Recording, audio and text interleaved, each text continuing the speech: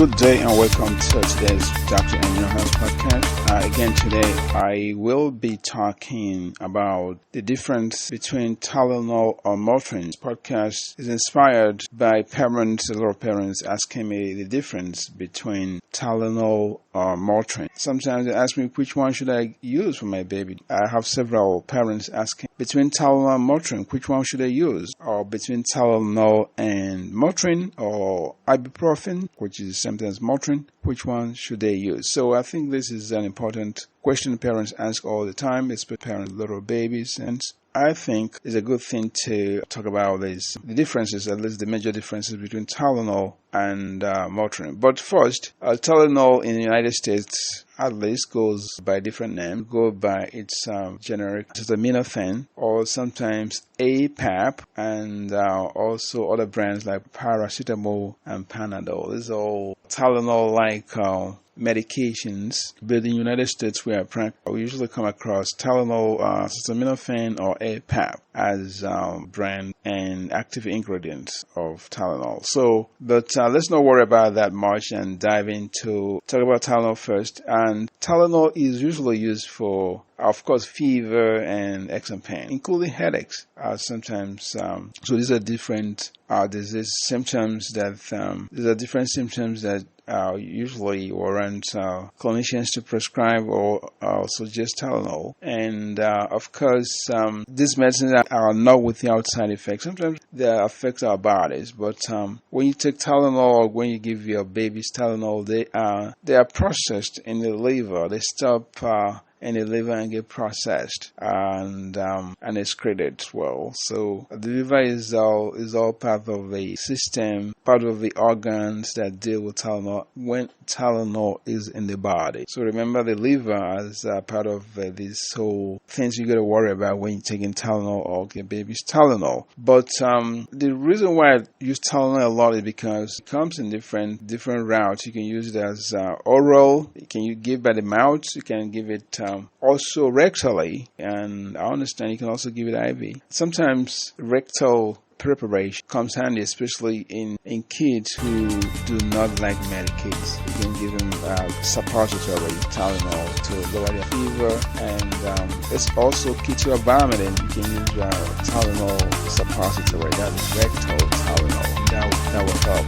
Motrin, on the other hand, does not have rectal preparation that I know of. Or if it's there, it's probably not as known as Tylenol suppository, but I don't know of a Motrin that can be given as suppositories. But let's move from there. Tylenol works really good. It really works good, and I use it a lot, and I recommend it a lot. The most important thing is parents should avoid giving Tylenol or even Motrin to their newborns or babies or little babies or infants less than 1. They should avoid that. The primary reason for avoiding giving Tylenol or Motrin to newborns and infants, especially when they have fever, is because you don't know what is causing the fever. So you giving a baby Tylenol for fever, you don't know the underlying cause. So it's just like putting a Band-Aid on a wound. You have to find what's causing the fever, what's causing the wound, and deal with that cause for the fever to stop. Please avoid giving your children Tylenol or Motrin unless you have a reasonable impression or reasons why they have fever or headaches. But definitely, any baby less than a month shouldn't be treated at home with Tylenol or Motrin. Motrin is not even indicated until a baby is more than 6 months old.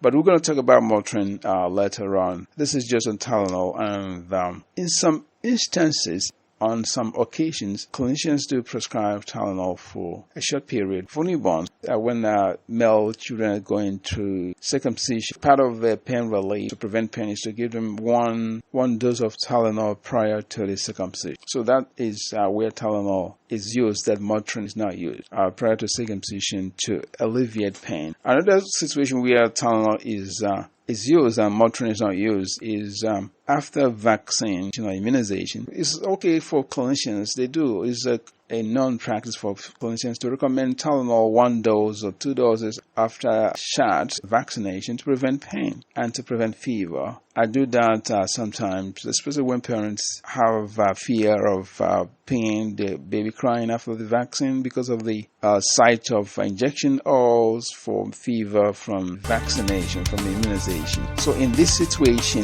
2 situations, we know what is going on. We know that we are giving Tylenol because we want to prevent pain and prevent fever. That's why we're giving this Tylenol on this baby to a newborn. Okay, so it's different from giving Tylenol to a baby with fever without knowing what is going on. That is very dangerous because for all you know, your baby could have a severe infection that could be very serious and have serious consequences. So never give your baby or newborns or infants, for that matter, Tylenol and Motrin without actually consulting somebody who knows. So that is on Tylenol. And of course, Tylenol is given when you decide to give it for infants. That is, one is recommended by a physician, a pediatrician. They usually ask parents to give it every 4 hours when the diagnosis is made and it is appropriate. It's usually given every 4 hours or every 6 hours, depending on the dose. So depending on the dose you use, you could do Tylenol every 4 hours or every 6 hours, as recommended by the physician or clinic or the pediatrician. So Tylenol could be used when it is appropriate to reduce pain, fever,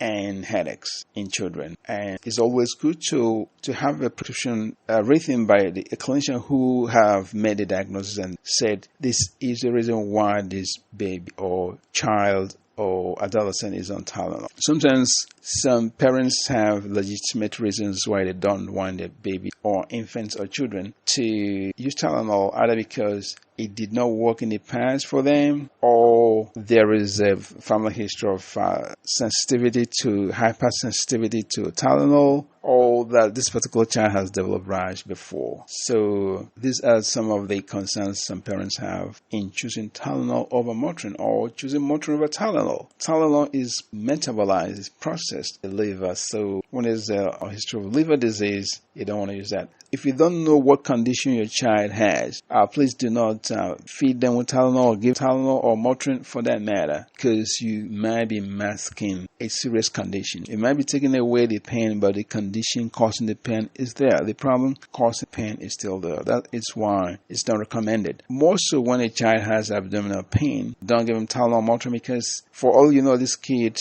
may have appendicitis that need to be taken out or removed by a surgeon. So you don't want to mask that symptom because you don't know what's causing it. Kids can overdose themselves with Tylenol just like they could overdose themselves with Motrin. So it's always good to keep Tylenol away from children. Child-proof locks are now available so that no kid will be able to open up a Tylenol liquid and drink it all. Another thing parents should concern about is a lot of over-the-counter medication, over-the-counter remedies, cold remedies already contain Tylenol or acetaminophen in them. So using cold medicine that has Tylenol or acetaminophen in them, in addition to Tylenol itself, is a double dose, because the Tylenol you're given is already contained in the cold remedies you're given. So you got to be careful. Parents have to be careful and read the label if they're giving their kids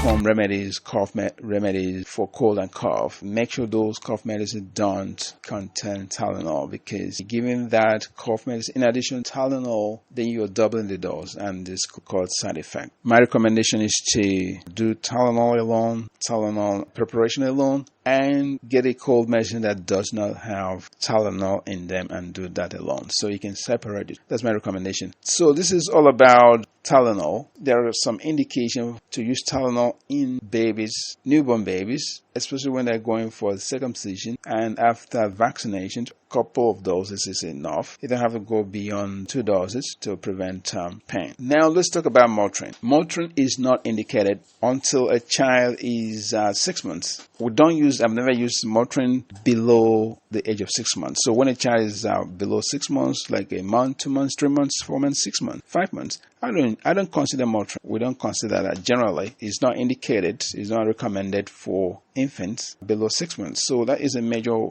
contrast compared to Tylenol. And of course, it tends to last a little bit longer, up to sometimes 6 to 8 hours. Unlike Tylenol that lasts 4 to 6 hours. Motrin can last up to 6 to 8 hours. So that's another major difference between the two. Like Tylenol, it is metabolized, processed in the liver as well. It goes through liver to be processed and removed from the body, because you don't want these medicines being accumulated in your bodies. Like Tylenol, Motrin is also used for fever, pain as well, joint pains as well, headaches as well, and sometimes they use for painful periods in females. If a adolescent female has painful period, Motrin would be a good option, better than Tylenol would be. So that is another difference between the two. Below the age of 6 months, Motrin is not recommended. Even when an infant is more than 6 months, I still use Tylenol more than Motrin.